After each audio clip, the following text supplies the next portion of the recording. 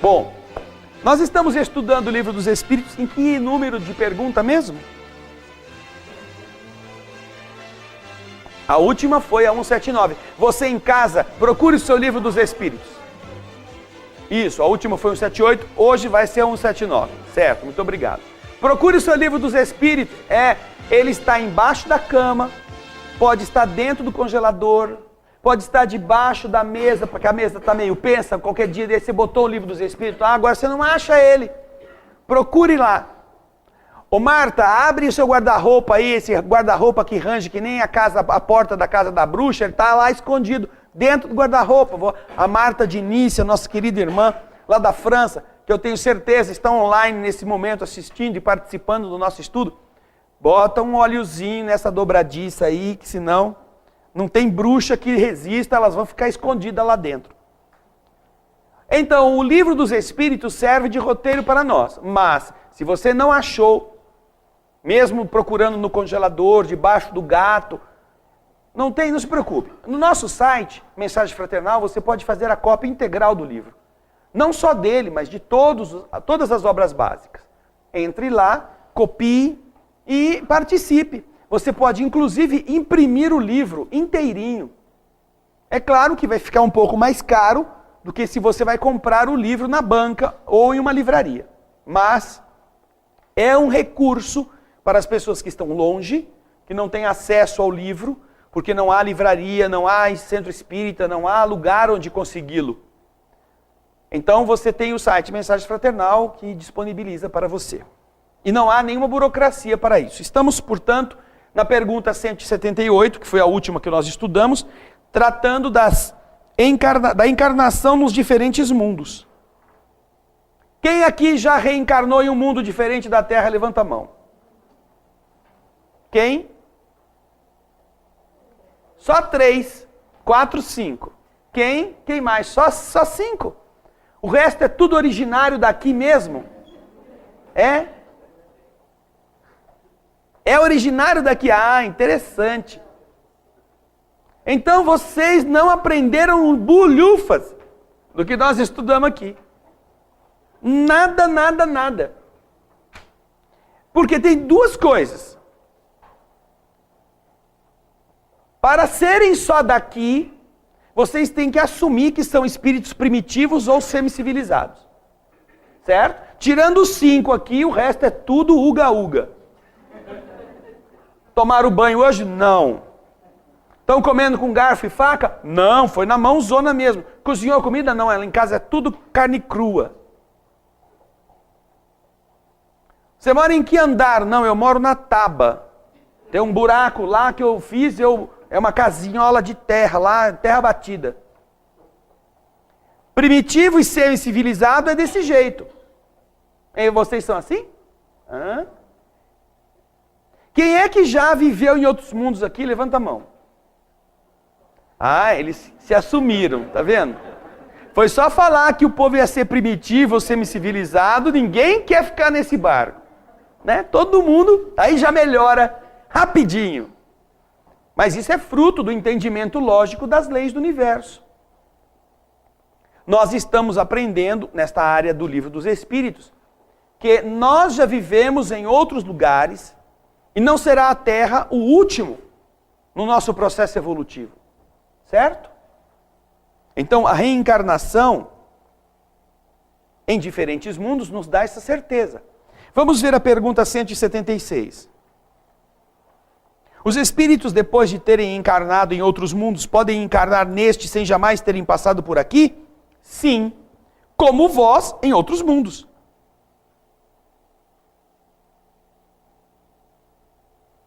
Há homens que estão sobre a Terra pela primeira vez? Há muitos, e em diversos graus. Ninguém, como dizia o nordestino, a garante que não é esta a primeira vez que você está na Terra, reencarnando aqui na Terra. Pode ser.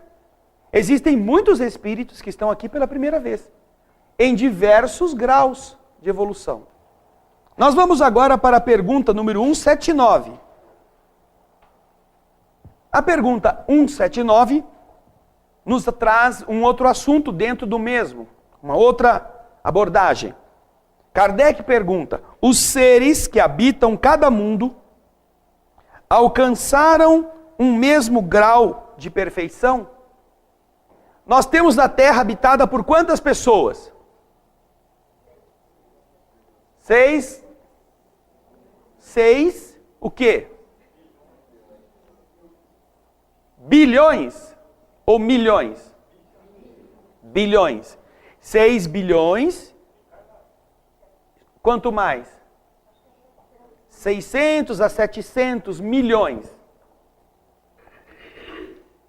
Nestas 6 bilhões e 700 milhões de pessoas, Kardec pergunta: se estes seres que estão aqui alcançaram um mesmo grau de perfeição, todo mundo está aqui porque todo mundo igualzinho em perfeição. O que vocês acham? Sim ou não? Não? Mas foram tão rotundos assim? Não! Eu tenho certeza que vocês estudaram em casa. Não é? Não! Cara de pau. Eles confessam que não estudaram também. Mas eles chegaram aqui, e enquanto a gente estava falando, né? Enquanto a gente está aqui nessa encheção da linguiça, eles pegaram lá, é 179. E a primeira palavra qual que é? Não! Olha como eles estudaram. Você vê aqui, a primeira palavra é não. Então você pergunta, qual que é a resposta? Não. Pelo menos a gente não errou de forma total, não é? Os seres que habitam cada mundo alcançaram o mesmo grau de perfeição? Não. E isso é muito fácil de entender. Os alunos de uma mesma sala de aula estão todos conhecendo, são todos capazes do mesmo modo? Ou há diferença entre eles? Há diferença ou não há? É óbvio, não é? Nós temos os que são melhores alunos, temos aqueles que são piores, temos aqueles que estão na média. Tanto que há, ou havia, nos bons e velhos tempos, o Instituto da Reprovação. Quando o indivíduo não atingia determinado grau de capacitação, não passava de ano. E tinha aqueles que passavam triscando a marca, né? Aqueles que passavam depois de ir para a primeira época, para a segunda época, o tempo das épocas. Tem muita gente aqui do tempo das épocas. Primeira época, segunda época, terceira época. Depois eles mudaram os nomes. Aí ficou recuperação.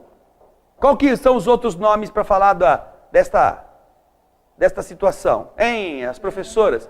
Exame, recuperação, reforço, salvamento, desinfecção, ressuscitação, né? Aí virou, na faculdade, ficou a tal da DP. Eu não sei se isso existe no curso médio, já existe ou não.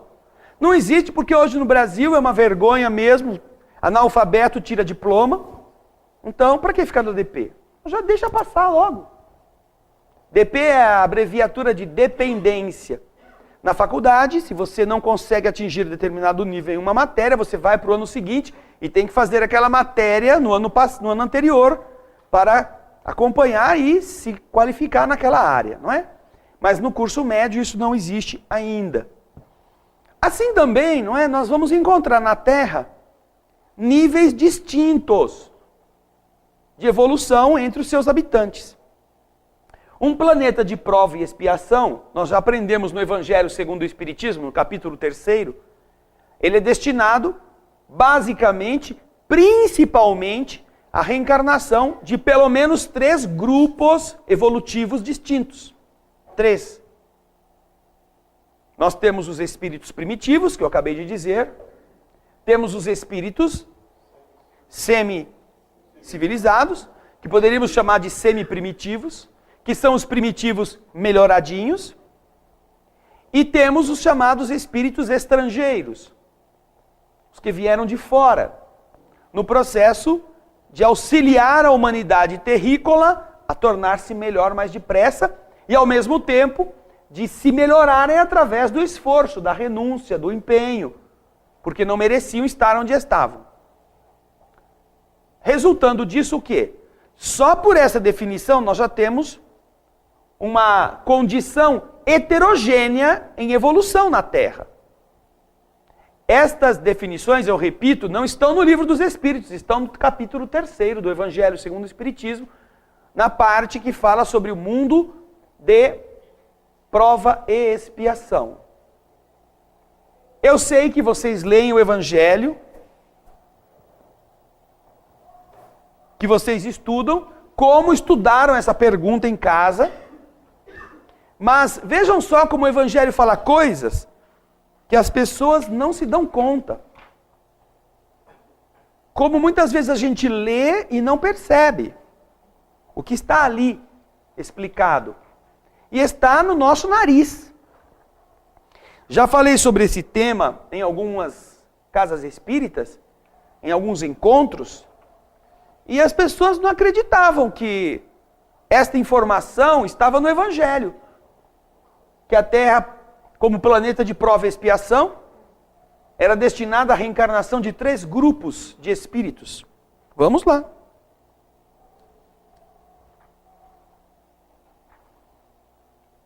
Nós vamos pegar o item 14 do Evangelho segundo o Espiritismo. Capítulo 3º.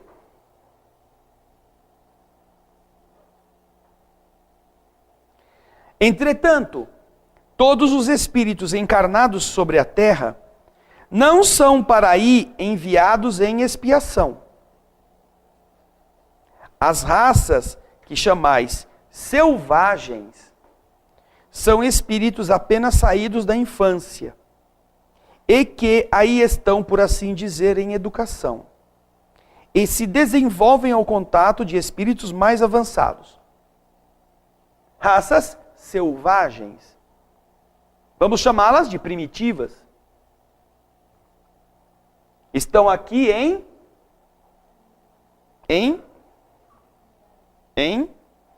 acabei de ler. Não, ao contrário. As raças que chamais selvagens são espíritos apenas saídos da infância e que aí estão, por assim dizer, em educação e se desenvolvem ao contato de espíritos mais avançados. Estão em expiação? Não. Estão aprendendo, não estão expiando. A expiação pressupõe conhecimento, pressupõe discernimento. Quem não tem discernimento não pode expiar, porque a expiação é o resultado de você conhecer leis e não as seguir, não segui-las. Então você sofre o efeito de algo que você escolheu, porque sabia. Os espíritos primitivos ou selvagens não conhecem as leis do espírito, eles estão começando a se desenvolver. Se eles pegam um gordinho e colocam numa tina e tacam fogo em volta, e fazem um caldo bem grossinho, uma canja de gente, eles podem ser considerados criaturas indecentes, perigosas, maldosas? Não. Eles comem qualquer coisa que ande. Quem mandou o gordinho ficar para trás? O conceito de você não comer a própria raça, eles não aprenderam. Então, os seres primitivos não estão em expiação, estão em educação. Depois, continua o Evangelho. Vem em seguida as raças semicivilizadas, formadas por esses mesmos espíritos em progresso. Ou seja, eles estavam como primitivos, como selvagens, mas começaram a aprender um pouquinho mais, começaram a se melhorar, progrediram alguma coisa, e então, a partir daí, já não são mais primitivos, mas também não são lá o suprassumo da civilidade. São semicivilizados. Então, em seguida aos primitivos, aos selvagens, vêm os semicivilizados. Estão aí, nesta condição, as raças indígenas da Terra, que cresceram pouco a pouco depois de longos períodos seculares, das quais algumas puderam atingir o aperfeiçoamento intelectual de povos mais esclarecidos, inclusive. São estes os chamados espíritos que estão também em educação. Não estão em prova e expiação. Agora vem o parágrafo seguinte, dentro do item 14. Os espíritos em expiação na Terra, num planeta de prova e expiação, são, se assim se pode exprimir, estrangeiros. O que vocês entendem por estrangeiros? Quem que você chama de estrangeiro? Ô, Ricardinho, traz o microfone, por favor. Levanta a mão, quem que quer falar o que é estrangeiro? Aqui, ó. Leandro. Acredito que são os espíritos que já estavam em outro... Não, eu estou falando você aqui. Você, quem que você chama de estrangeiro aqui, no Brasil? No Brasil? Que vem de fora. De fora de onde? De outro mundo. De outro mundo? De outro país. De outro país. Isso. É o nervoso. O microfone, o povo não resiste, treme, fica roxo. Todo mundo entende que estrangeiro é quem vem de outro país? Ou seja, você tem uma comunidade, nessa comunidade todo mundo tem os mesmos hábitos, mesmos costumes, mesmas leis, e de repente vem alguém de fora que fala uma língua diferente, se veste diferente, tem hábitos diferentes, costumes diferentes. Então você chama, pô, esse aí é estrangeiro. E até que ele fale o português, mas se falar com algum sotaque, você já sabe que é estrangeiro, não é? Bastou falar com um modo diferente, ele já se entrega. Mesmo que ele pareça brasileiro. Então, o Evangelho nessa parte nos explica, os povos que estão em expiação, ou as pessoas ou as almas em expiação na terra, são, se assim se pode dizer, estrangeiros. Eles já viveram sobre outros mundos, de onde foram excluídos em razão da sua obstinação no mal e porque eram uma causa de perturbação para os bons. São estes os três tipos, tão diferentes em termos evolutivos, que o Evangelho nos explica que podem renascer na Terra. Os que saem da fase infantil ou da fase animal irracional, os primitivos selvagens, os que melhoraram um pouquinho, que são as raças indígenas, as raças um pouco mais avançadas, e aqueles que compõem o terceiro grupo, eles vieram de outros orbes, nos quais eles não estavam muito afeiçoados com as disciplinas, não gostavam. E se você vê a história de Adão e Eva, ou melhor, a história da expulsão de Adão e Eva do paraíso, você vai notar que eles estavam num mundo onde eles podiam fazer tudo. Sabe, fazer tudo eles podiam.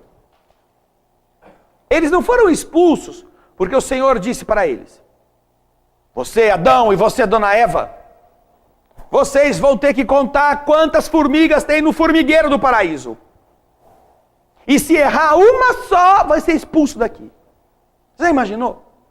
Caçar todas as formiguinhas, contar uma por uma. E não pode errar, meu Deus. É quase dizer, olha, nós queremos expulsar você do paraíso. Mas queremos um motivo justo, então vai ser esse. Não. Ou então, seu Adão, com a ajuda da Dona Eva, o senhor vai construir uma ponte entre a América do Sul e a Europa. Em 30 dias. Ou seja, se não construir, o que acontece? Está expulso do paraíso. É naturalmente a mesma coisa. Que dizer, olha, já vai embora já, porque em 30 dias, nem em 30 anos, você vai conseguir fazer uma ponte daqui a Portugal. Tem até uma piadinha lá do gênio, mas eu não vou contar porque as mulheres não vão gostar. Mas é verdade.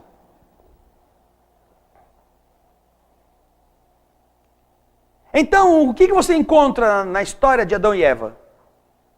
Eles podiam fazer tudo. Não tinham obrigação nenhuma de construir, de contar, nada. Deus poderia ter dito para eles: Adão, você tem que aprender grego em 3 horas. Eva, tem que falar chinês em 15 minutos. Senão, o que acontece? Fora do paraíso. Ou seja, também não tiveram que fazer esforço intelectual nenhum. Nem esforço físico, nem esforço de atenção, nem esforço mental. A ordem era: não faça. Não faça. Ou seja, eles não tinham que fazer nada, não demandava esforço, não demandava nada, eles só tinham que abster-se. Isso significa obediência. Somente isto. Obediência. Não faça. Mas é exatamente isso que o cara foi fazer. Imagina. Até hoje a gente ainda padece desse negócio, né? Você quer obrigar uma pessoa a fazer, é só proibir que ela faça aquilo que aí ela vai fazer. Em casa é muito comum essas brigas de marido e mulher terem este foco. Ah, agora que eu quero ver você vir aqui me obrigar a não sentar nessa cadeira, eu vou sentar aqui mesmo, você falou para não sentar. Então, nós carregamos ainda os resquícios, mas quando Adão e a Eva resolveram fazer o que não podiam, o que não era necessário fazer, demonstraram que eles não tinham condições na obediência, eles eram teimosos, eles eram temperamentais. E isto é um símbolo. Não é que havia o Adão e a dona Eva. É um símbolo de um contingente de espíritos que vivia em um planeta melhor, onde já havia uma evolução, mas eles não queriam aceitar essa evolução do jeito que deviam. E então, chegou um momento em que, olha, vocês fizeram o que não podiam ter feito. Agora, vamos para um outro lugar. É por isso que o terceiro grupo de espíritos está na Terra em expiação. Coisa que os 2 primeiros não estão, porque eles ainda não aprenderam como que funcionam as leis do universo. Estão começando a se afeiçoar ao modo humano de viver. Carregam os instintos dos bichos, de onde há pouco tempo eles vieram. Os hábitos da manada, da defesa de território, da violência na agressividade para intimidar o outro, eles carregam, faz parte ainda daquela maneira natural, que agora eles vão precisar trabalhar para que outra área da sua existência, da sua essência, desabroche. Por isso que eles estão em educação. Mas os que vieram de fora, vieram para cá em expiação. Eles já sabiam qual era a lei, já sabiam qual era o dever, já sabiam o que eles deveriam evitar e não quiseram. E como não quiseram, tem consequência. A consequência para eles foi vir para a Terra em missão para ajudar os espíritos que aqui estavam a andar depressa, a melhorarem-se, mas também espiando um ambiente mais hostil, um ambiente mais difícil. No paraíso precisava trabalhar? Sim ou não? Por que vocês não responderam aquele não do começo? Por quê? Porque não está no livro, né? Não tem a resposta escrita lá? No paraíso tinha que trabalhar? Não. Então, no paraíso passava frio? Não. Tinha que se preocupar com roupa? Não. Tinha que ir na padaria? Já pensou você nesse friozão de manhã, morando no paraíso? Ai, graças a Deus que estou aqui, porque minha mulher todo dia de manhã vai na padaria buscar o pão.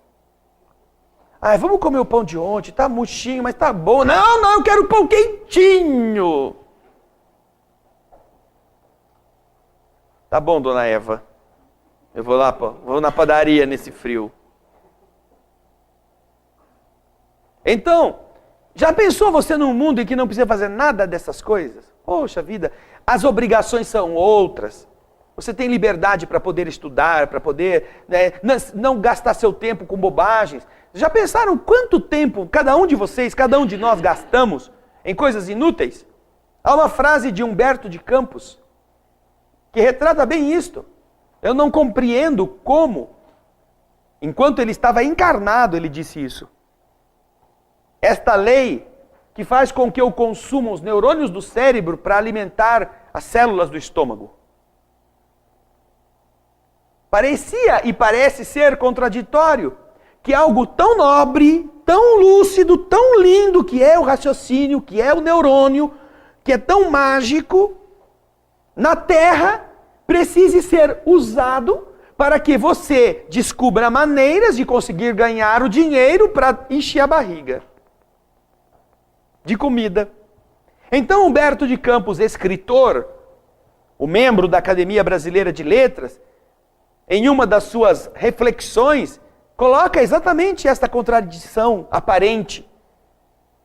Que mundo é esse em que a gente tem que consumir os neurônios do cérebro para encher, para alimentar as células do estômago?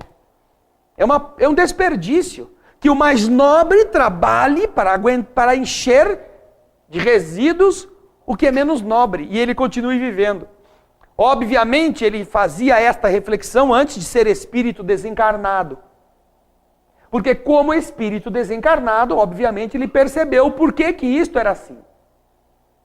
Mas qualquer pessoa que tenha uma visão do mundo físico vai entender, pelo menos, que era um protesto até razoável da inteligência de alguém que, poxa vida, é tão precioso o que você tem no pensamento. Você compor, imagina Mozart compondo uma sinfonia para vendê-la, para poder comprar uns bolinhos para levar para casa na janta. Já pensaram num negócio desse? Esta capacidade genial que tantos tiveram que exercer apenas para ter uma roupa para vestir. Quantos artistas renomados entregaram obras de arte preciosíssimas por alguma bagatela que lhes garantiria o pagamento do aluguel daquele mês? A um senhorio bravo, nervosinho, que estava querendo o pagamento. Já imaginaram Renoir propondo pagar o aluguel de 1 ano em cada mês com uma tela? Van Gogh, cada mês eu não tenho dinheiro, mas eu estou pintando aqui. Esses horrorosos eu não quero, isso é lixo. Imagina. Como são as coisas, não é? Como são invertidas. Por isso é que estes grupos civilizatórios que vieram para cá, eles estão em expiação. Os outros vão melhorando na medida que eles vão sofrendo para aprender, enquanto eles ensinam. Por isso é que não há surpresa nenhuma em você dizer que você é estrangeiro aqui.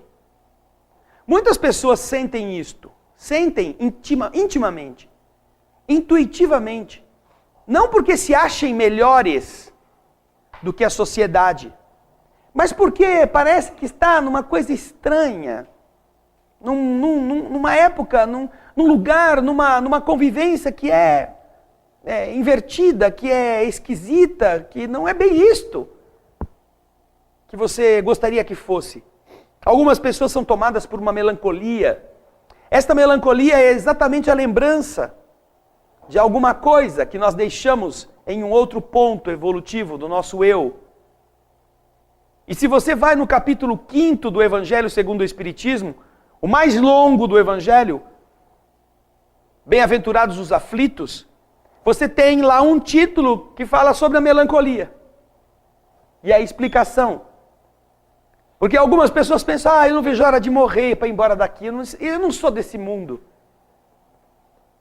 E os Espíritos explicam que essa não é uma boa maneira de você esperar que se resolva os seus problemas na Terra.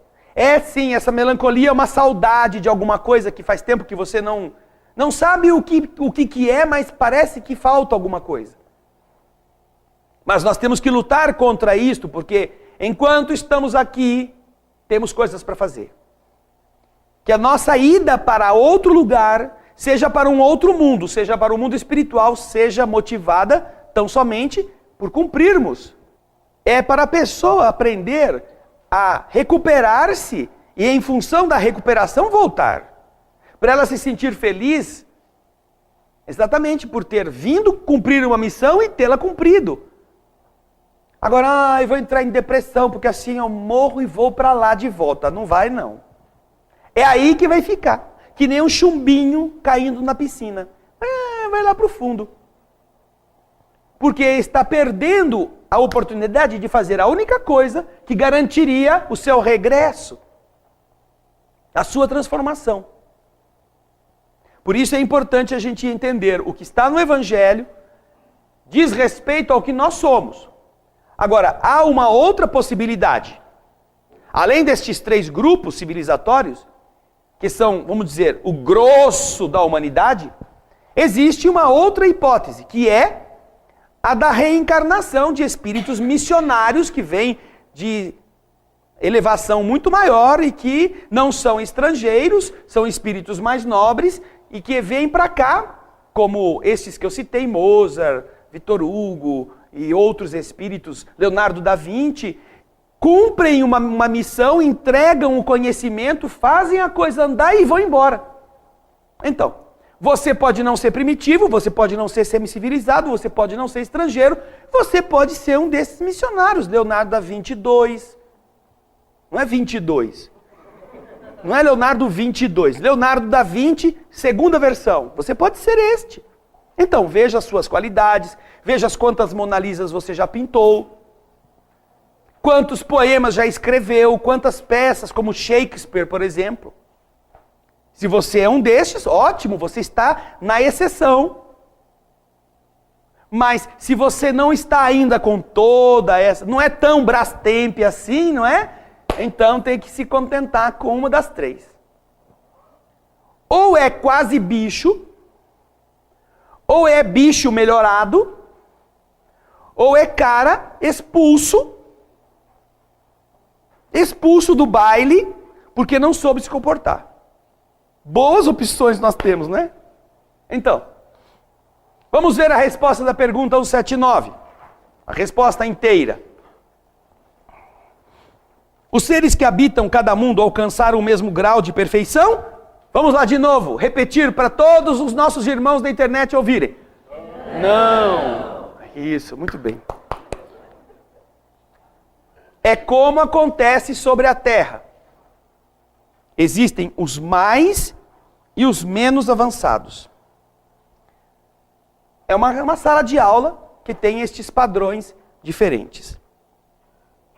Agora, a pergunta 180 vai falar sobre uma outra questão. Passando deste mundo para o outro, o espírito conserva a inteligência que tinha aqui?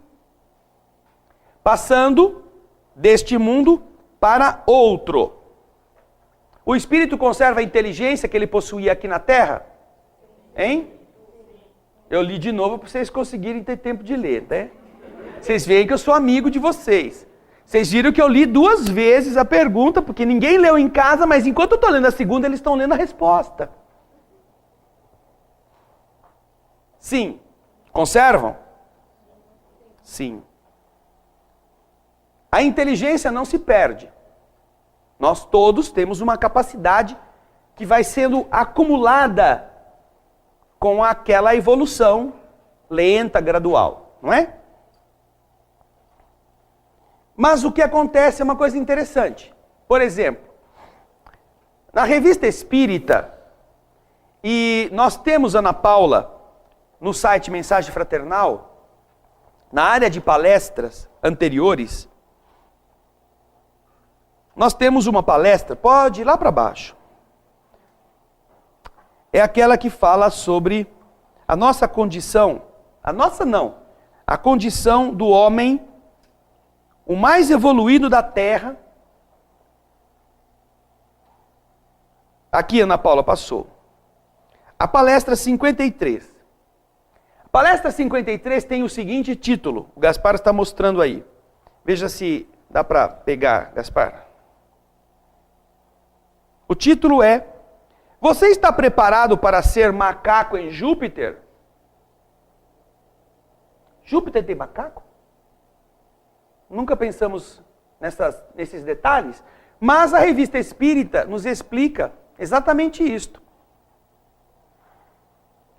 Você está preparado para ser macaco em Júpiter? E isso não é uma agressão, não. Isso não é uma ofensa. Porque na Revista Espírita, o espírito Bernardo Palissy, que veio de Júpiter e contou como é a vida neste planeta, a vida na evolução jupiteriana, considerado Júpiter o planeta mais avançado do nosso sistema solar, Kardec pergunta a ele, qual seria em Júpiter a condição do homem mais inteligente, mais desenvolvido, mais evoluído da Terra? E a resposta de Bernardo Palissy foi esta: este homem em Júpiter seria um macaco. Então, quando nós estamos dizendo, você está preparado para ser macaco em Júpiter? Nós estamos dizendo o quê? Você tem que evoluir, meu. Qual é? Você tem que ser o melhor aqui, porque fazendo isso você vai ter o passaporte para ser macaco em Júpiter. Porque vai ser esta a correlação evolutiva de um planeta tão atrasado como a Terra para poder receber alguém muito evoluído na Terra, na condição de símio. Só que os macacos lá têm outras funções, eles são seres em um outro nível evolutivo. Só que certamente o indivíduo que aqui, pela sua inteligência, pela sua capacidade intelectual, destreza, ele constrói bomba atômica, lá em Júpiter vai ter que pular de árvore em árvore. Quando muito, pegar umas bananas e jogar lá de cima, para lembrar do tempo que fazia bomba atômica. Vai pegar a banana, dinamite, banana, pá, jogar lá um macaco no outro. É o mais próximo, talvez, que ele tenha daquela grandiosidade inteligente. Por isso é que a resposta está vinculando a maneira que nós poderemos externar essa inteligência. Porque isto acontece na Terra, já te dou a palavra. Um espírito que em uma vida anterior não soube manter a lucidez a serviço do bem, candidata-se, pelas infrações morais que cometeu, a renascer em uma condição de deficiência, na área onde antes era exuberante a sua capacidade, mas agora ele precisa padecer a fim de que ele se recomponha. Quem se utiliza mal da capacidade de enxergar, se candidata a uma reencarnação com deficiência na área visual. Quem tem um problema e coloca a sua voz a serviço da dor alheia, também renasce com o comprometimento do centro da voz. E na formação do seu futuro corpo, haverá um bloqueio neuronal ou físico no exercício da capacidade de falar.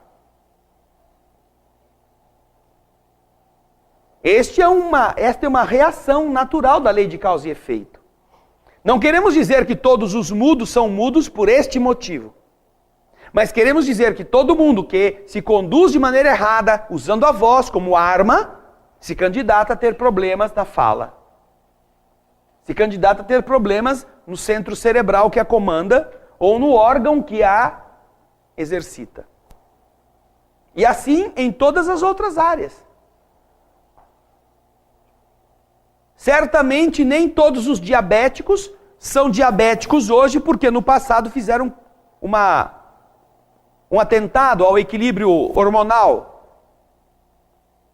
Existem diabetes emocionais, existem diabetes produzidas por outros caminhos. Mas todos aqueles que no passado foram gulosos em excesso, quando tinham um corpo decente, um corpo em equilíbrio, e o desgastaram pela gula, certamente vão ter problemas no equilíbrio hormonal no futuro corpo. E vão ter problemas de queima de calorias, porque é a única forma biológica que ele consegue, e às vezes nem com ela ele consegue, disciplinar-se. Não vai morrer do diabetes. Se ele obedecer, se ele recusar-se, a mesma fraqueza que outrora ele semeou para ele. Por que ele desajustou um corpo físico? Porque era guloso. Comia além da necessidade. Comia por prazer. Então o seu espírito é que tinha o problema, não era o corpo. O corpo sofreu o efeito da gula. Morreu mais cedo, desajustou-se. Então, para o mundo espiritual, ele carrega essa fraqueza. Fraqueza de caráter, fraqueza de vontade. Se ele voltar num corpo sadio plenamente, o que ele vai fazer com ele? A mesma coisa. Porque ele é assim. Portanto, ele precisa de algum freio que o impeça de exercitar toda a sua volúpia de novo pelo garfo. E este freio é exatamente um fator limitador, que nós chamamos agora, na nossa ciência médica, de diabetes. Se ele não obedecer, ele vai para o cemitério mais cedo. Mas ele vai sofrer todos os processos de perda de membros, de perda da visão, de dificuldade de cicatrização. Não é assim, morreu. Estava respirando e entre uma respiração e outra morreu de diabetes. Não. Vejam só como a sabedoria divina é grandiosa. Ela te dá sinais, vamos lá, você vai fazer isso de novo? Olha, o teu corpo já não está cicatrizando direito, para com isso. A sua glicemia está muito alta, você vai ficar cego. Ai não, eu não quero perder a física. Então para de comer doce, para de comer uma panela de arroz misturada com macarrão. Se controle. É o quê? Disciplina do espírito. Transformação da inclinação. Se ele conseguir isto, o corpo dele se acerena, ele mantém tudo funcionando e não morre da diabetes. Vai morrer de outra coisa, vai desencarnar de um acidente, vai desencarnar de uma outra doença que não tem nada a ver necessariamente com aquela. Por isso é que o livro está dizendo, nós continuaremos guardando a inteligência. Como hoje na Terra nós guardamos a mesma inteligência de uma vida para outra. Só que nem sempre, na vida futura, seja neste mundo, seja em outro, nós vamos ter condições de exercitar aquela inteligência com o mesmo aparelho, tão bem construído, que nós tínhamos antes. Então, são duas coisas. E olha que interessante, isso é bom a gente se lembrar, porque são dois momentos distintos. Um é a inteligência que você tem como espírito. Outro é a ferramenta que o seu corpo oferece ao espírito para ele manifestar a inteligência. Certo? Você é um as no volante. Você guia muito bem, você dirige, você é uma pessoa extremamente audaz e segura. Pode dirigir veículos a altas velocidades sem perder o equilíbrio, sem perder o controle. Mas o que acontece? Você recebe um Fusca 68, 1300. E por mais que você queira correr com aquilo, o máximo que você consegue é 65 quilômetros por hora. Se é descida, chega a 68. E não passa de 68 porque o vento segura o carro. Quando ele começa a ganhar velocidade, o vento em sentido contrário segura o pobrezinho.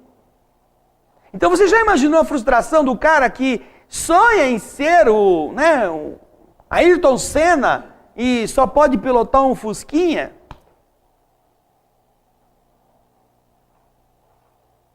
Mas você pode ser o cara que tem a sorte na vida de pilotar um Fórmula 1.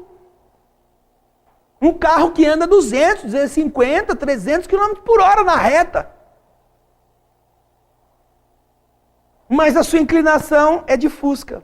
E eu não vou falar o nome do piloto, por respeitar o nosso querido irmão, né? Que anda como se estivesse no Fusca.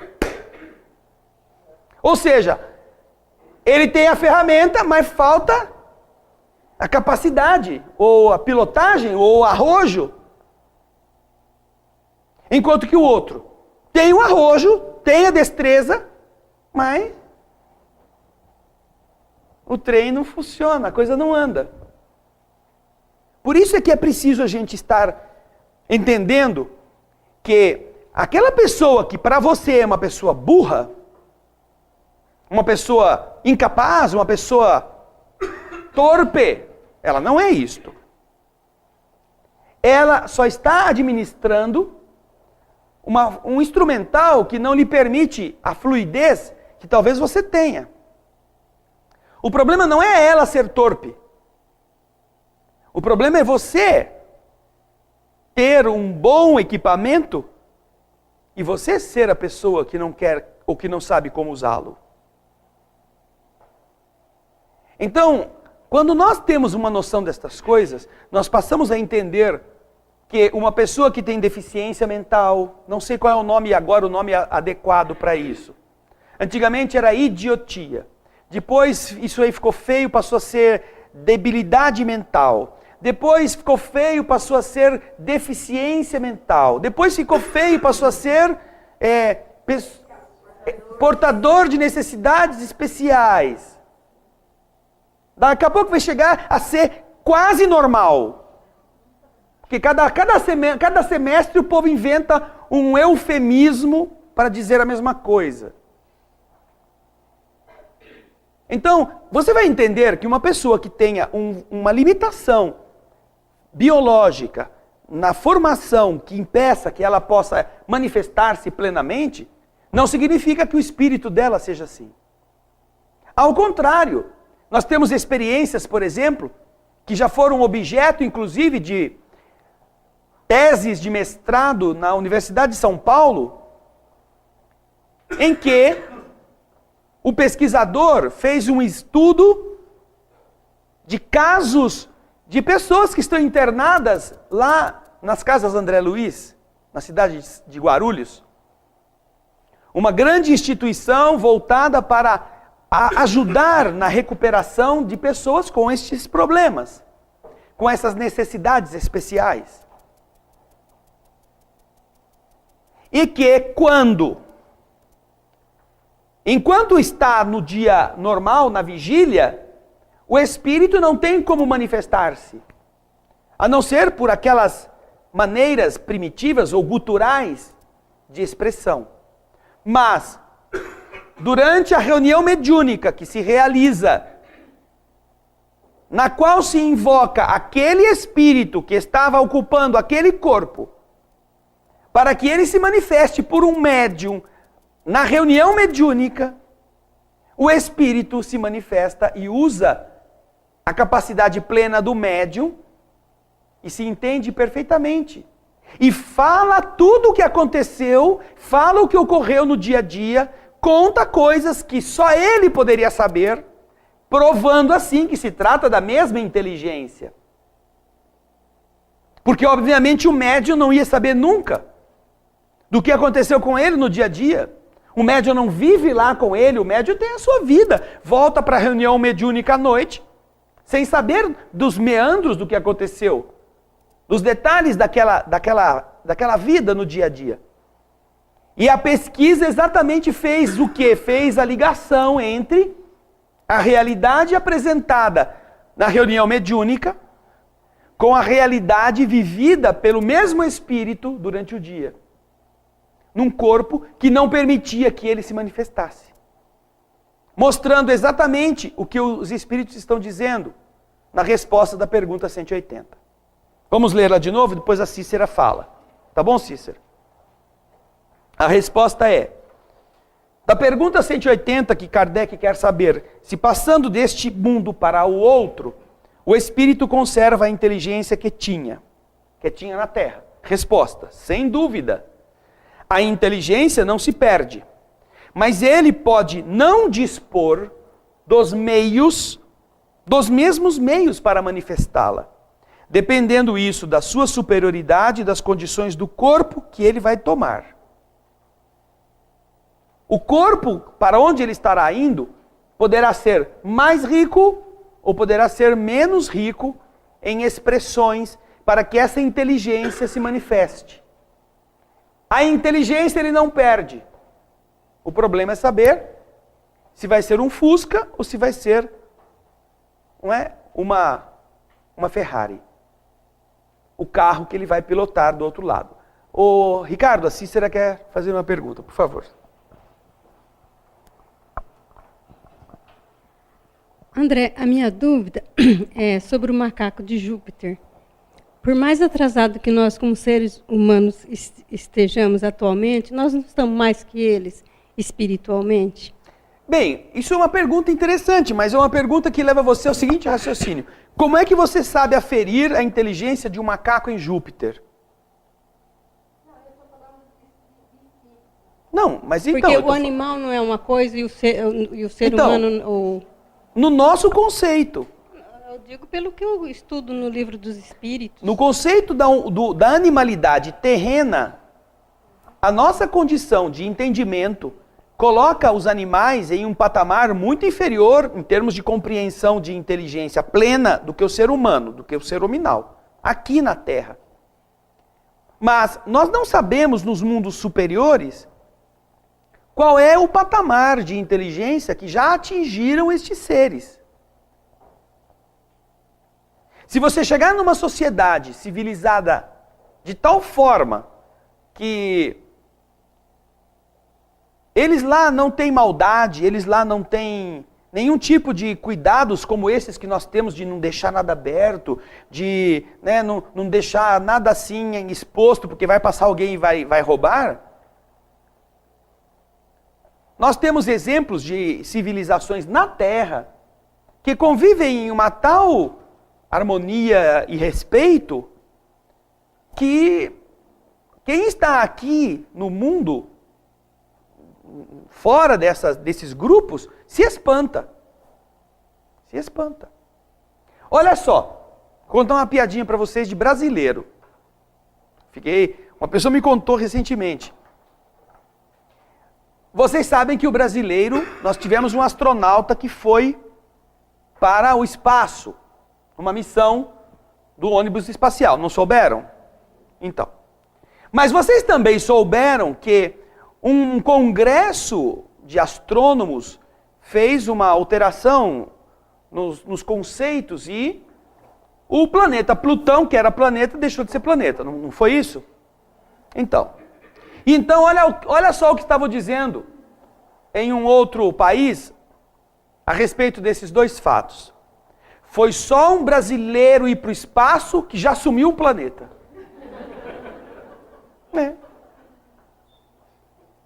Foi só um brasileiro que já sumiu o planeta.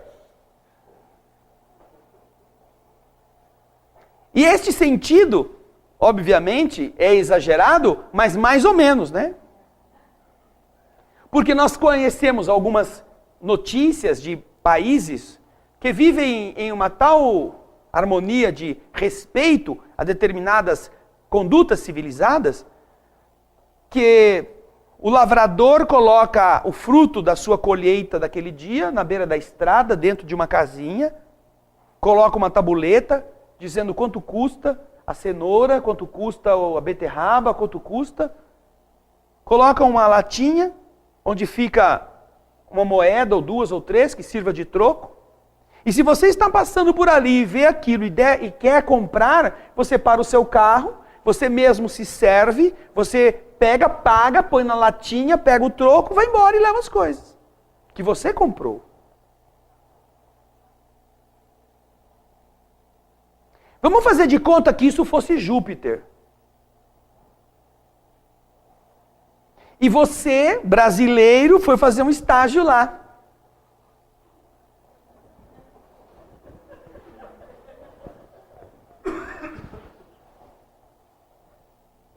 Não tem ninguém vendo. Não é de ninguém. Ou se não é de ninguém, tem alguém aí? Alguém é dono desse negócio? Não, ninguém reclamou. Ah, então, tá dando, eu vou pegar. Se nós estivéssemos numa sociedade em Júpiter, nós seríamos considerados o quê? No mínimo, bichos.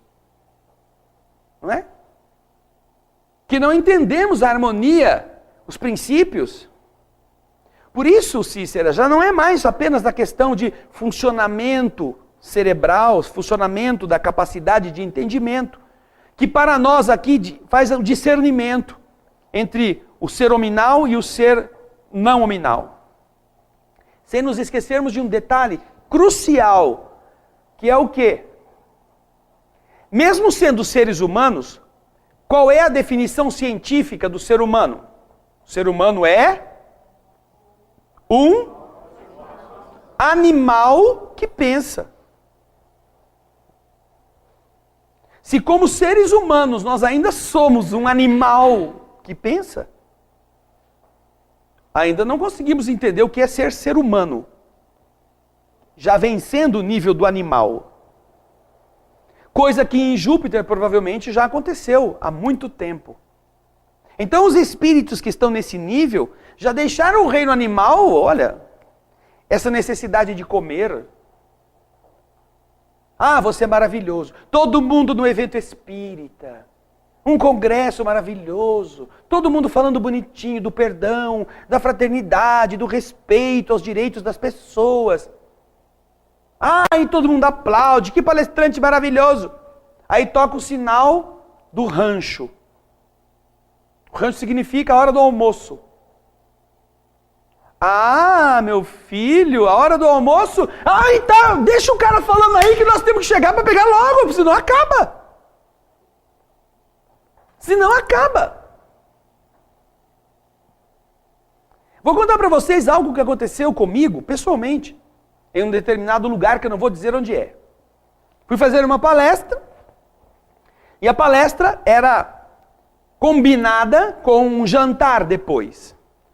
A pessoa que organizou isto, isso foi em outro país, para atrair público também, porque o palestrante não era lá essas coisas, combinou que ia ter, num grande auditório de um clube, ia ter a palestra e depois ia ter o jantar. As pessoas tinham que pagar pelo jantar, uma forma da instituição que estava nos recebendo também a oferir alguma coisa para compensar eventuais gastos de nos hospedar. Gastos esses que foram poucos. E então, qual foi como foi a noite? Tá bom, chegamos lá, fomos fazer a palestra. Fizemos a palestra. O povo gostou. Metade do salão, quando terminou a palestra, veio cumprimentar. Ah, parabéns, ai que maravilha. Parará. A outra metade foi para onde? Cumprimentar o seu estômago. Muito prazer, que bom, eu vou comer logo. Quando eu terminei de cumprimentar os que tinham ido me cumprimentar, e aí foi a minha vez de poder ir jantar, eu entrei na fila, e se alguém lá não tivesse tido a boa vontade, a ideia de que o palestrante comia, e tivesse separado um pouquinho do que estava lá para ser comido, nós íamos ficar com o prato vazio. Mas a gente, quando sai a serviço da doutrina, nós não nos pertencemos. É tudo por amor a Jesus. Então nós comeríamos o prato, a flor, alguma coisa assim, mas estaria ótimo. Mas como eles tinham guardado um pouquinho, né? Oba, vamos comer agora, né? Porque nós estávamos na secura desde a hora do almoço, isso já era quase 10 horas da noite. Bem, quando a gente chegou para comer, sentamos então, aquela primeira metade que já tinha ido comer, estava acabando de jantar. Então ela tinha ido comer primeiro para me cumprimentar depois. Então a hora que eu peguei o garfo, que eu fui por a mão assim, chegou alguém, ai irmão André, eu vou embora agora, mas eu vim te abraçar. Pronto, parei de comer. abraça esse, aí veio a mulher, veio a avó, veio o cachorro, e veio o vizinho. Aí a outra metade eu tive que abraçar, porque eles estavam indo embora. E queriam se despedir. E é muito grosseiro se o convidado não despede. Por quê? Porque estava todo mundo interessado em encher a barriga. Não havia ali, apesar de toda a simpatia, de toda a boa vontade, não havia uma preocupação de ninguém, nem da direção que organizou isto, que deveria dizer, minha gente, agora o palestrante vai jantar, ele não jantou até agora, vocês já ouviram a palestra, já encheram a barriga, então agora fala tchau de longe, para ele poder ir embora, para ele poder jantar. Não tinha ninguém fazendo isso. Até porque eu acho que o cumprimentar o palestrante devia estar no preço do cardápio que o povo pagou para poder ir. Não, pode ir, vai ter a palestra, vai ter jantar e depois você ainda cumprimenta o cara. Como é que o dirigente lá ia falar, não vai cumprimentar? Ou seja, nós vamos nos conhecendo na medida em que nossas necessidades primárias são testadas. Você quer saber até que ponto alguém é cristão ou é espírita? Olha como ele se conduz na hora de comer. Veja se ele dá o lugar dele para alguém. Vê se ele se preocupa, se todo mundo já serviu o primeiro prato para ele repetir o dele. Porque às vezes o cara está com fome. Pô, tá tão bom esse negócio, vou comer mais uma vez. Mas será que todo mundo já se serviu? Ah, mas se não serviu também, isso é azar dele, né? Vou encher o meu. Então, a manifestação do primitivismo é demonstrado nesta hora em que ninguém está prestando muita atenção. Em que você pode voltar a ser bicho, pode comer e devorar a presa que está lá fumegando, e quanto maior o naco que você arrancar dela, melhor vai ser para você. Aí você vê como que a pessoa come. Se você se sentar e observar qual é a maneira pela qual a pessoa vai ingerir o alimento, você vai começar a perceber também o grau de animalidade que ela tem. Porque às vezes as pessoas são muito assim, requintadas, quando falam, quando vestem, mas quando comem,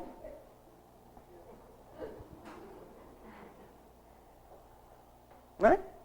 Você tem que ter uma sombrinha perto, se a pessoa resolver falar e estiver comendo farofa, é uma metralhadora. Deus me livre. Depois que ela sai da mesa, dá para outro comer só do que caiu para fora do prato. Reúne lá, rapa, e dá para fazer acho que 2 marmitas. Então, outra coisa, quer saber como a pessoa é tão civilizada? Vá ver como ela deixou o banheiro depois que ela usou. Você quer conhecer o cristão, o espírita, até qual é o nível de elevação dele?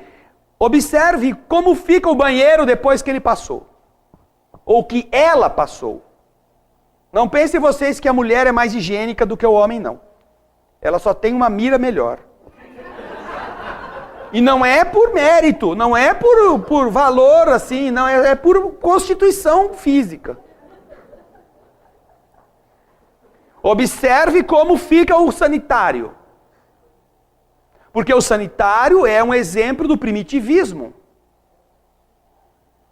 E a maneira pela qual a pessoa deixa para o próximo é uma demonstração do primitivismo dela em relação ao seu semelhante.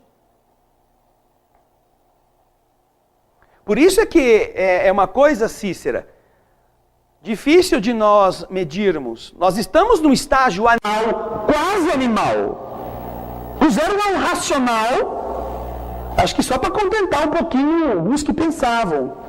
Mas, agora, quem está em Júpiter está num outro estágio, está num estágio espiritual, um estágio angelical, seja lá qual é o nome que se dê a isto.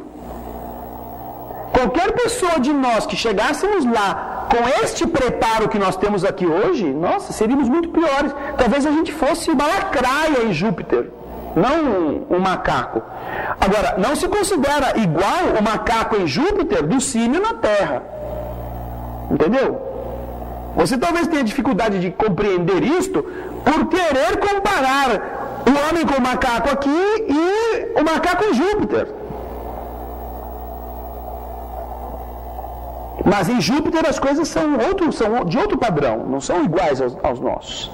Certo? Dúvida? Pergunta? Pergunta 179 e 180 nós já passamos. Pergunta 181. Essa é muito legal. Muito bacana. Pergunta 181. Os seres que habitam os diferentes mundos têm corpos semelhantes ao nosso? Sim ou não? Sim? Ninguém está respondendo, porque para responder isso tem que ler a resposta inteira e não está dando tempo. Eu não estou dando tempo. O povo fala assim, ó, olha como eles fazem. Sim. Sim. Não. Sim. Ai meu Deus, eu tenho que responder logo, porque tem 8 frases aqui, até eu terminar de ler, o cara já exigiu que eu respondesse e ainda não sei. Eu fico naquele negócio assim. Não é aquele não que foi a primeira resposta.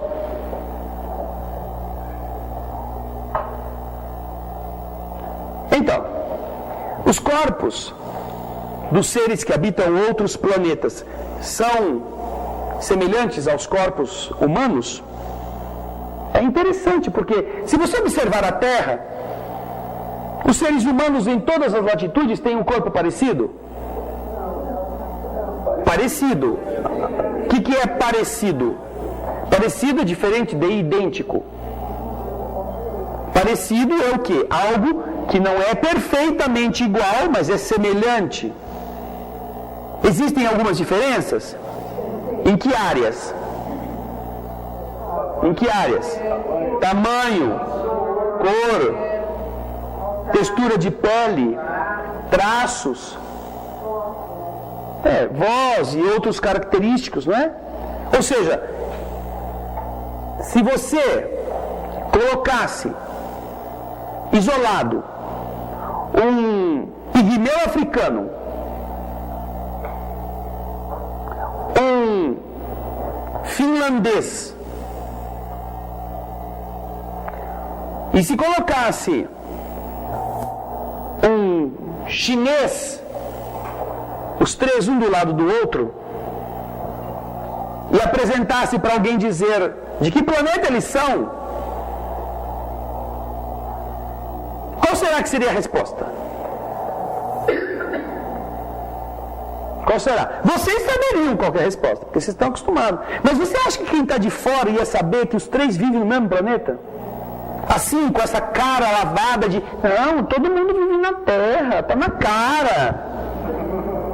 Vocês estão querendo me enganar, me confundir, mas não, olha, eu não sei que todos eles vivem na Terra. A resposta ia ser essa? Provavelmente não seria. Todos eles têm 2 pernas. Quantas cabeças? Uma cabeça. Um tronco, 2 braços. Todos eles têm a mesma estrutura.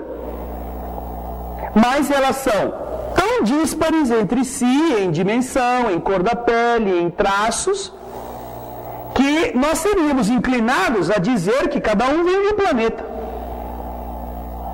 Não é? E você pode inclusive colocar outros. Pega um aborígene da Austrália, põe perto de um Inuit. Qual que é o país do Inuit?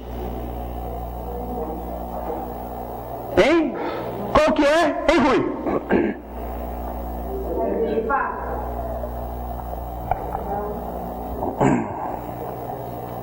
Inuit é o povo que vive no Polo Norte, chamado de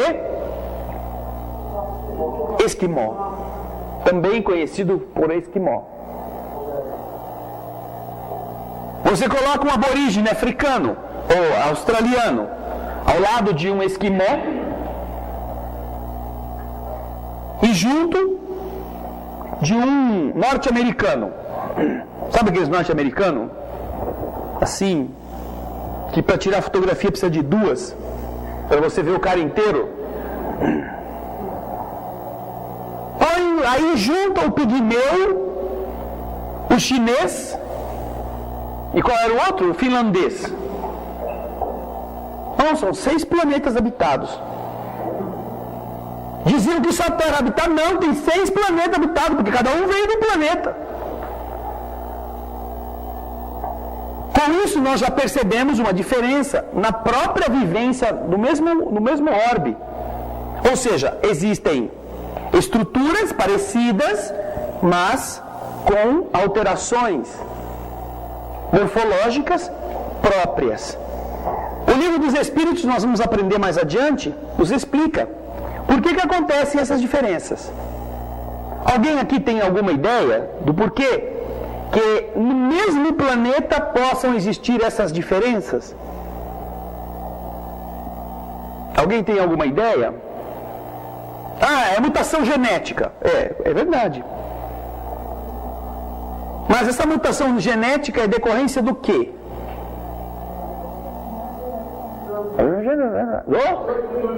Do ambiente. Então, dependendo da região que aquela civilização se coloca, os corpos mais adequados para aquele tipo de incidência solar, de luminosidade, de temperatura, de alimentação, eles vão selecionando as formas mais adequadas para sobreviverem naquela região, sob aquelas condições. Então não é que alguém foi lá e falou, não, vou fazer esses diferentes porque esses vão ser na África, vou fazer esses mais diferentes porque eles vão ficar lá no meio do gelo. Não, é porque com a evolução, com a migração, em cada região as características foram se adequando aos ambientes onde eles tinham que viver.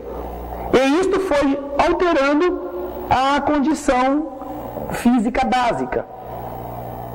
A falta de alimentação define um corpo de menor estatura. Porque tendo menos proteína, menos carboidrato, ele terá menos recursos para crescer. Então, os povos que são moradores de regiões hostis, de regiões mais áridas, e que não têm acesso a um outro tipo de alimentação complementar, certamente vão desenvolver uma estatura menor. Há 40 anos atrás, qual era a média de estatura do brasileiro? Não é? A média de altura, o mais alto brasileiro nascido aqui no Brasil era chamado de gigante quando tinha 1,70, 1,75. Um ou outro escapava e chegava em 1,80, 85. Agora a média do brasileiro está cada vez maior a sua média de altura. Por que motivo? Porque também a alimentação foi sendo suplementada. Se nós fizermos uma viagem para as regiões mais pobres do nosso país, nós vamos ver como ainda lá as pessoas que vivem, nascidas lá, sob as condições ásperas de lá, não se desenvolvem. Não apenas fisicamente, mas também intelectualmente. Tem dificuldades, tem limitações, por falta de comida. Enquanto que nas regiões mais abastadas já não é tanto assim. Eu me lembro, na década de 70, 78, 80, começo da década de 80, nós perdíamos tudo em Olimpíada. Lembra das Olimpíadas? No Brasil ia na Olimpíada para... Quando muito ganhava alguma coisa no judô, no tiro ou na vela, que não dependia nem da velocidade, nem da altura, dependia da destreza, da força física. Mas nunca a gente tinha ganho nenhuma medalha em esportes coletivos. Por quê? Vai jogar basquete. Todos tampinha, todos os basqueteiros brasileiros na época, era a gandula dos times norte-americanos pelo tamanho. Os caras eram um poste e o brasileiro era o quê? Era um cavalete. A altura dos carinha. Ele ia fazer uma bandeja, o americano já segurava ele pela bola lá em cima. Sai daí, vai. Isso é um detalhe, vai. Aí já jogava a bola caía no cesto. Era só lavada. Time de vôlei. O brasileiro, para jogar vôlei, dar uma cortada, precisava de uma escada. Um tinha que fazer uma catapulta, pula aqui, vou fazer uma escadinha para você, já você se dá cortada. porrada. E ainda assim o outro lá, sem levantar, fazia assim com a mão e bloqueava o cara. O que é agora? Você vê cada vareta do tamanho de um elefante lá, parece uma girafa, todo mundo brasileiro. Agora ganha de lavada de americano, ganha de lavada de japonês. A grande fera do mundo do voleibol na década de 70, 80 era o Japão. O Japão jogava que não sei o quê. Agora só dá para brasileiro. Né? Alguma coisa a gente tem que, né, dar certo, pelo menos. Gente, né, que leva bola de todo lado, está dando umas boladas aí em alguém. Ganhamos dos Estados Unidos, estamos ganhando 2, 3, 4 jogos da seleção norte-americana, campeã de não sei quantas vezes. Parece que no fim do século XIX, do século XX, começo do XXI, o esporte brasileiro. Por que ganhou? Porque recebeu incentivo, mas porque o povo também ganhou em qualidade de vida para poder desenvolver-se fisicamente. Inclusive, os programas oficiais de estímulo, de fomento ao esporte, garantem aos atletas uma alimentação melhorada do que é o que não é atleta. Eles têm suplementos, eles têm vitaminas, eles têm acompanhamento para ganhar em massa muscular, ganhar em altura. Para vocês verem como essas coisas interferem no resultado final. Nós temos, inclusive, na internet, no site Mensagem Fraternal, e você que está em casa vai poder assistir se quiser, na página em português, nós temos 4 programas que falam sobre preparado para o futuro. Assim que você ingressa na página, vai ver o programa Alimento para a Alma. Embaixo do programa Alimento para a Alma, o Gaspar vai mostrar aqui para vocês. Vocês encontrarão... Olha lá, Gaspar. Aqui, ó. Preparado para o futuro. 1, 2, 3 e 4. São 4 programas de 30 minutos que nós fizemos falando sobre essa questão da transição planetária. Isso que o cara da NASA está falando mais ou menos agora, que ele está avisando, que criaram coragem para avisar, nós já estamos falando isso aqui faz no mínimo 2 anos. Nestes programas, você assiste os 4, que são interessantíssimos. Você vai ver uma coisa muito bacana. Em 1974, o professor Carl Sagan e o professor Drake da NASA enviaram uma mensagem, eu já comentei isso com vocês, uma mensagem codificada através de um radiotelescópio.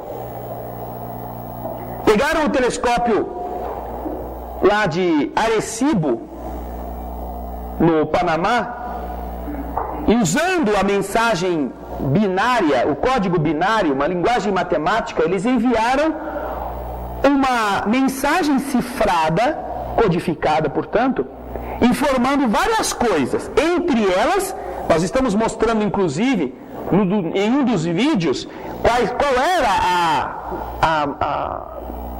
a informação que os dois enviaram. Entre elas, enviavam o quê? Um desenhozinho do ser humano,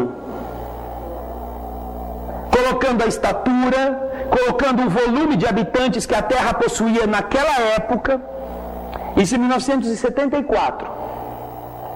Colocaram isso no computador em código binário, e com a antena de Arecibo enviaram em termos de ondas para o cosmos e jogaram isso para fora. Esperando, quem sabe lá fora alguém recolhe a nossa mensagem, alguém compreende a linguagem matemática, alguém a decifra, e quem sabe nos manda alguma coisa, vem aqui ver se é daqui mesmo. E, obviamente, o universo é tão grande que essa mensagem, para você atingir uma outra estrela, levaria muito tempo. E para alguém poder voltar para dizer, levaria outro muito tempo. O que é certo é que em 2002, 1974, 84, 94, 20 anos. 2002, 28 anos. 28 anos depois, em um campo na Inglaterra, próximo de uma antena de radiotelescópio também, no condado de Shibolton. Um cup circle surgiu na plantação, aquelas esculturas gigantescas em plantações. Só que, normalmente, esses cup circles são... O Gaspar, faz favor, vem mostrar aqui. Esses cup circles, eles são construções circulares, como diz o nome, né? Cup circles. São construções circulares. Essa não era, essa era retangular. Está mostrando aí, Andrezinho? Vocês veem aqui do lado esquerdo a mensagem que o homem mandou. Entre as informações, você vê este desenho que está aqui, ó. A cabecinha, o tronco, os bracinhos e as perninhas. É a forma que o ser humano tinha. Mas na resposta, vocês vão observando que todas as linhas da resposta, que foi esculpida na plantação em Shibolton, 28 anos depois, vão respondendo linha por linha, exatamente o que o homem mandou, eles vão contando agora como eles são. E quando chega na mesma área, eles põem o desenho que eles têm no corpo físico. Estão vendo aqui? Também tem cabeça, braço, tronco e membros. Só que há uma diferença, a cabeça dele é do Ceará. Desculpa os cearenses, queridos. Mas é bem maior, né? A cabeça deles é avantajada. Eles têm uma cabeça, pelo menos no desenho, indicando que eles têm a forma física parecida com a nossa, mas a sua estrutura é diferente. Os traços não são idênticos àqueles que nós temos. E o nosso programa Preparado para o Futuro, um dos 4, faz essa abordagem linha por linha, mostrando como foi a resposta. Agora, além disto, num outro programa Alimento para a Alma Preparado para o Futuro, desses daqui, algum tempo depois, eles esculpiram na plantação exatamente o rosto de um extraterrestre, entregando um disco, assim como se a mãozinha dele estivesse entregando um disco para você. Esse disco, ele tem uma série de perfurações, ou o desenho que foi feito dá a entender que ele tem pontos que correspondem também a um código, que o homem decifrou e tem uma mensagem neste código. Você vê o rosto em 3 dimensões no plano. Olha só que interessante. Fizeram um crop circle no escuro, que é este daqui que você está vendo. Olha só. Olha, um olho que está na área clara, a parte do rosto que está na área clara. Aqui, olha, aos dedinhos, ele está apontando este CD como um CD. E aqui você vê o restante do corpo dele, o tronco. E aqui existem 3 estrelinhas que talvez eles estejam indicando de onde vieram. Mas nós não sabemos, não podemos dizer que é dali. Agora, isto que está aqui neste disco também é um código que o homem decifrou usando a mesma linguagem matemática.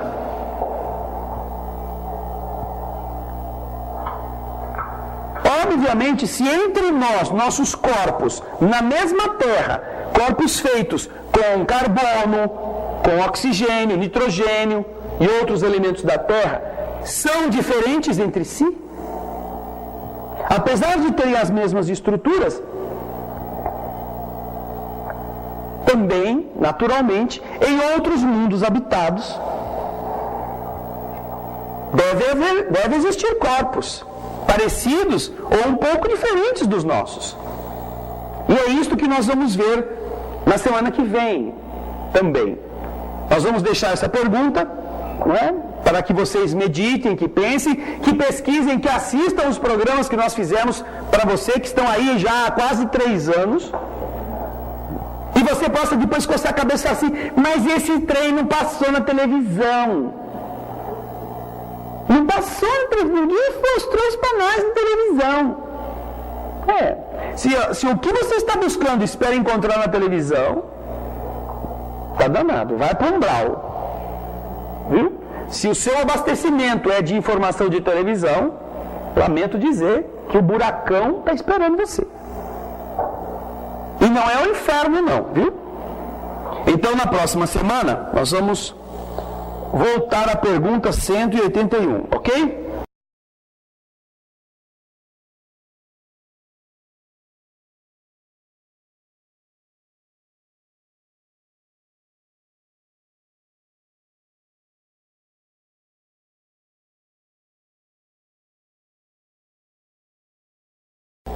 Ô Brígida, duas coisas. 500 anos de colonização você está se referindo ao Brasil. O Brasil são só 200 milhões, certo? Então você está misturando população do mundo com 500 anos de colonização. E está misturando também a ideia de colonização cultural com evolução espiritual. Uma coisa é você aprender a ler e escrever na escola, outra coisa é você se alfabetizar em espírito. Seu espírito ser menos rude, menos grosseiro. Nós temos tantas pessoas cultas que são verdadeiros déspotas, tiranos. Pessoas que envergonhariam qualquer gorila. Sendo seres racionais, seres cultos. Não existe maior perversidade do que aquela que se realiza debaixo do selo da civilização. Que você espere que um bárbaro que vive nas selvas da Europa, como eram os teutões, que eles tenham as leis brutais que tinham, isso é próprio do grau evolutivo de entendimento deles, mas você esperar que criaturas ditas civilizadas, culturalmente falando, requintadas, construam indústrias da morte e matem crianças no ventre da própria mulher,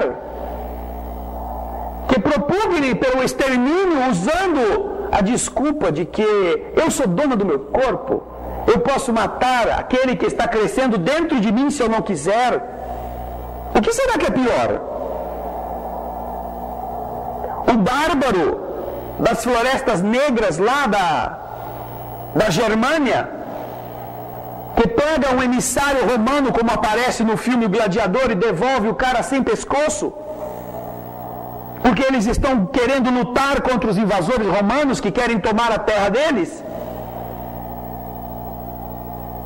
Ou a mulher que resolve manter relação sexual sem qualquer cuidado, por prazer, e que assim, descuidadamente engravida, e aí resolve arrancar do seu ventre aquele ser que está sendo gerado. Onde será que há mais crueldade? Essas mesmas sociedades que fazem isto, sendo culturalmente falando avançadíssimas, Brígida, essas mesmas sociedades se revoltam contra o extermínio dos bichos, dos animais. Não podemos deixar que eles matem golfinhos, que eles matem tais animaizinhos indefesos. Mas sua legislação aprova o aborto indiscriminado. Ou seja, são discrepâncias que demonstram tão claramente o nosso estágio de evolução primário. Agora, você já chegou atrasado, não vem atrapalhar o resto aqui, hein? Ela quer saber ainda, um espírito que hoje em dia está espiando, pode ser um espírito terrícola? Se ele já se desenvolveu, se ele estava na Terra, se as suas vidas sucessivas fizeram dele um espírito que atingiu um nível evolutivo, que lhe dê noção do certo e do errado, ele pode espiar aqui na Terra. Não precisa ser só estrangeiro, hoje. Mas para isso ele vai ter que ter evoluído, saindo da condição de semi-primitivo ou de primitivo e chegando à condição de um espírito que tenha lucidez, sabendo o que faz. Poderá, não há problema. Tá bom, Brígida?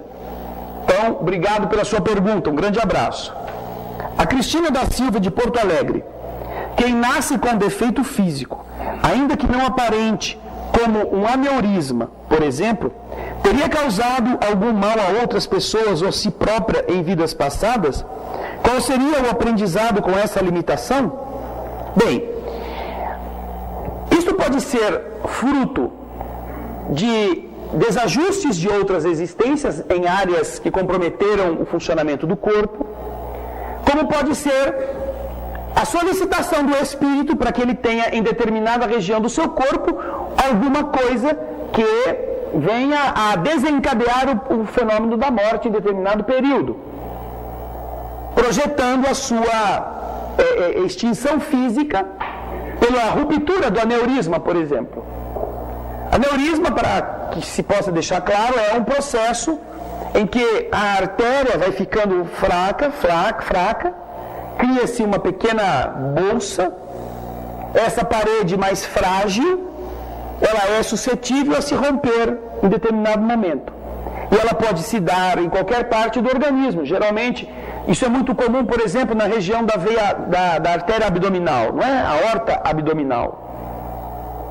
Então, às vezes a gente vê pessoas com ventre muito grande, aquelas pessoas que engordaram demais e têm aquele ventre bastante projetado, aquela musculatura fraca, aquela gordura, né, impedindo que a pessoa tenha a musculatura que retenha, ou que mantenha as artérias bem encapsuladas. Então, aquela fraqueza, aquilo lá vai favorecendo, pela pressão do próprio sangue, que aquela bolsa vá se tornando mais intensa, ali a pressão, a parede exerce menos pressão e em um esforço qualquer ou em alguma um necessário ponto final, ali se resolve o problema facilmente.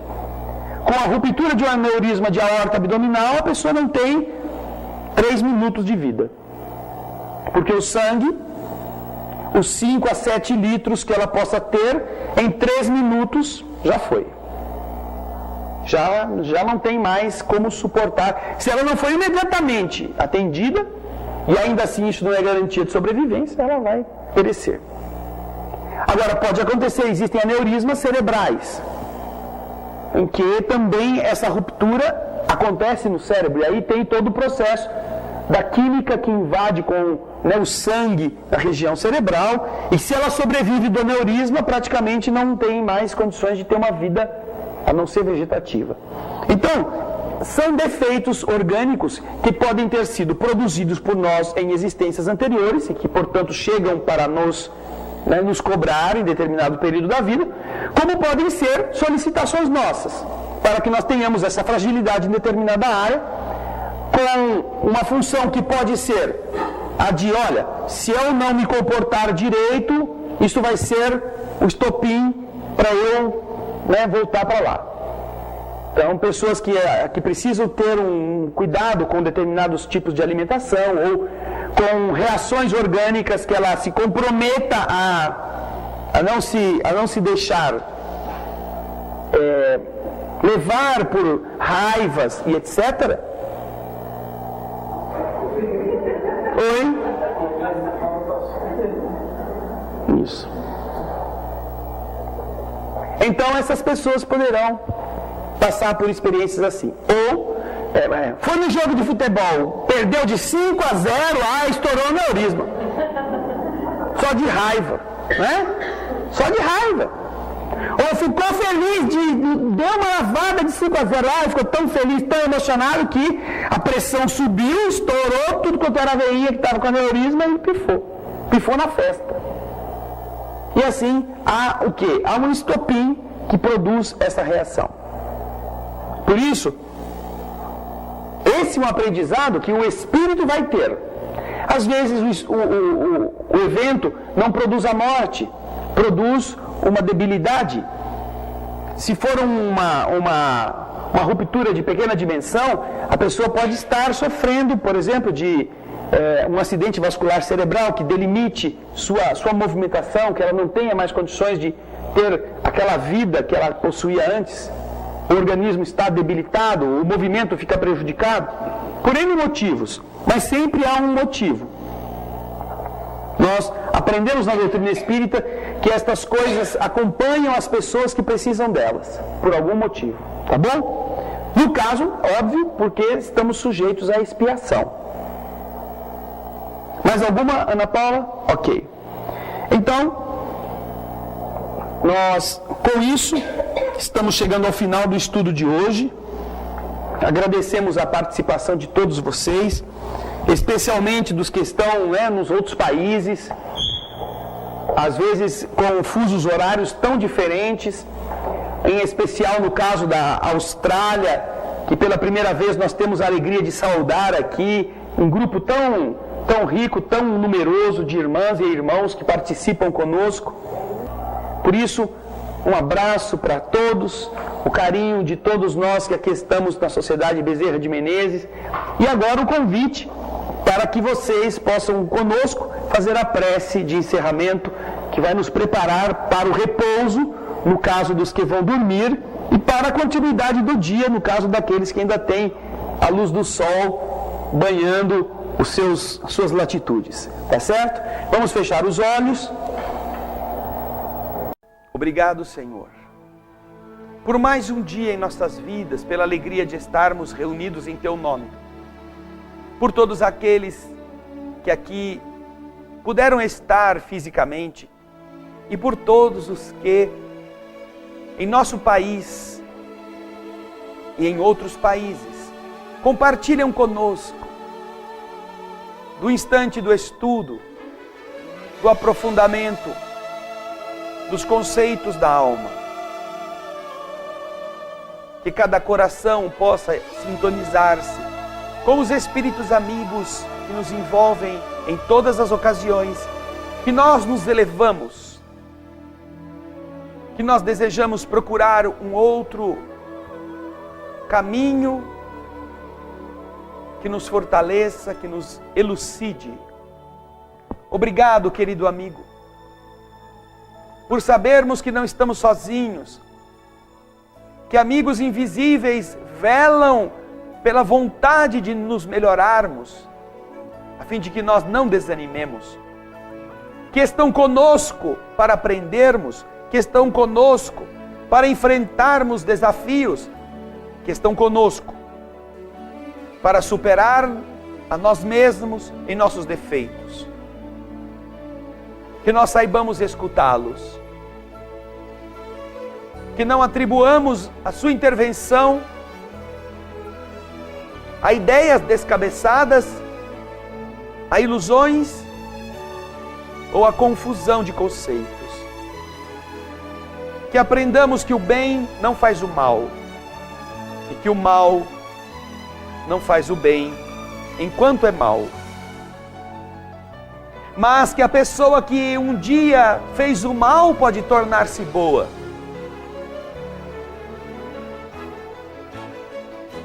Arrependida, elucidada, iluminada, a escuridão cede lugar à alvorada. E aquilo que estava oculto, aquilo que era apenas breu, treva, se transforma em horizonte, em beleza. Assim somos todos nós, Jesus. Breus, trevas da ignorância, buscando a Tua luz, para que nós despertemos, para que nós nos tornemos paisagem da Tua beleza. É assim que, agradecidos pela Tua paciência conosco, nós deixamos aos Teus pés em silêncio a oração de Pai Nosso,